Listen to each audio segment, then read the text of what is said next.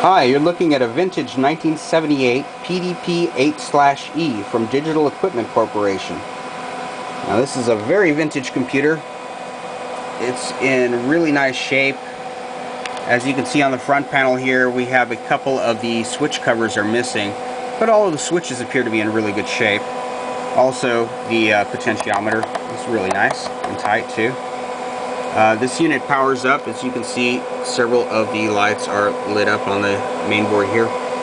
This unit uses many cards, and at least one of them is from 1971. I believe another was 1974. So many of these cards that are installed in here appear to be actually even older than the unit itself. These cards are all installed into an old style motherboard.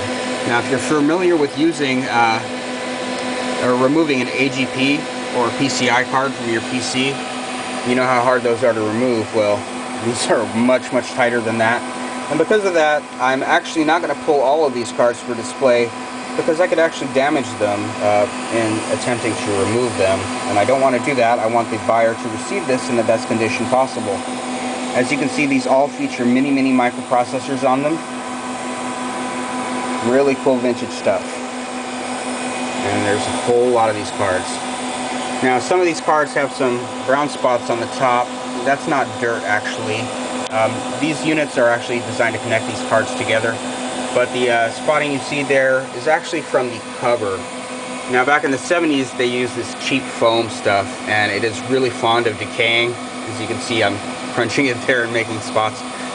It was really not a good material to use, but it did its job. But as you can see, this piece is like intact, in really nice shape. Apparently this was probably kept in somebody's clean room somewhere, because it doesn't appear to have much dirt on the inside of the unit itself.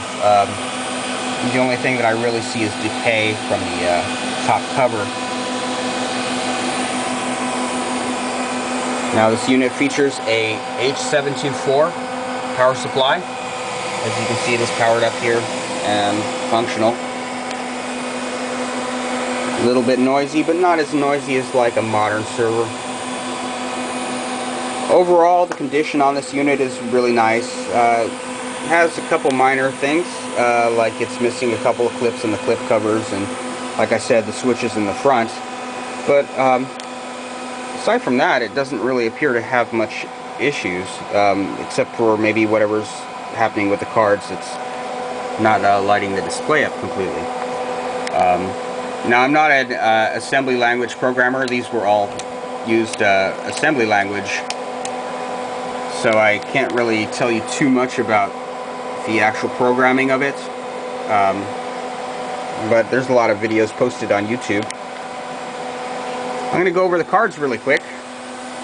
The cards that are installed on this machine are the Busloads M8320, the hardware bootstrap loader M847, the controller's a Data Systems Design 802.131-02 revision C.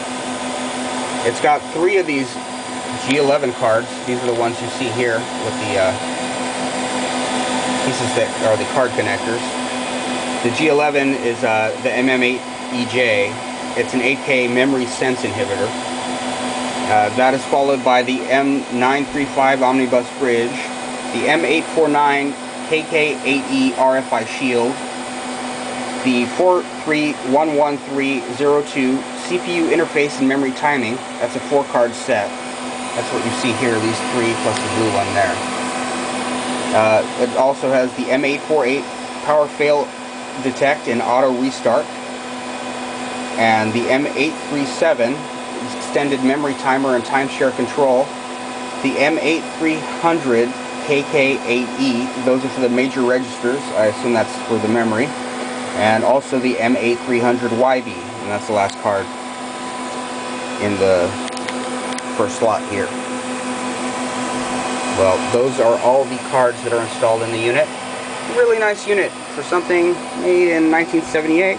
Appears to be in really good shape. Good luck, and thanks for looking at my ad. Happy bidding.